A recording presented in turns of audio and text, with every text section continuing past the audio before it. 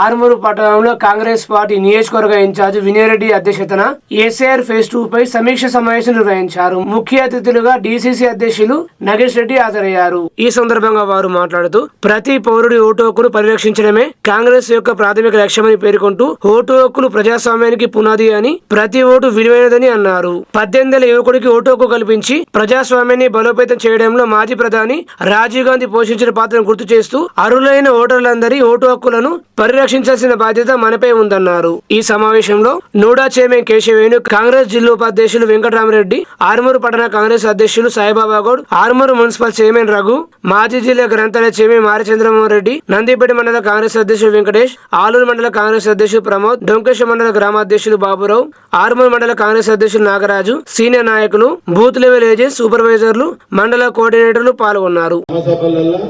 చాలా వరకు పూర్తిగా వచ్చేస్తుంది ఇన్ఫర్మేషన్, ఎవరిది షిఫ్ట్ అయింది, ఎవరు చనిపోయిండ్రు అనేది ప్రతిదీ కూడా లిస్టులు అవుతారు కనుక ఏ గ్రామంలో గ్రామ సభ పెట్టినా సాధ్యమైనంత వరకు ఆ గ్రామంలో ఉన్న కాంగ్రెస్ పార్టీ కార్యకర్తలు ఒక ఏనే కాదు, ఒక ముఖ్య నాయకులు కానీ ఒక 4-5 మినిమం తగ్గకుండా ఆ కార్యక్రమంలో పాల్గొంటే ఏమవుతుందంటే ఏం జరుగుతుంది అనేది మీకు అర్థమవుతుంది.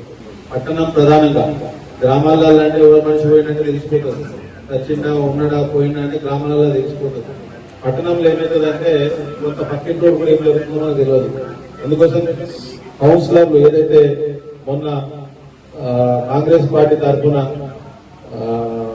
ఎట్లయితే నామినేషన్ వేసి గెలిచిన వాళ్ళు కానీ అక్కడ ఓడిపోయిన వాళ్ళు కానీ చాలా జాగ్రత్తగా ఆ వార్డులల్లో ప్రతి ఓటుని రక్షించే విధంగా అందరం కూడా పనిచేయాలని చెప్పి కోరుతున్నాం.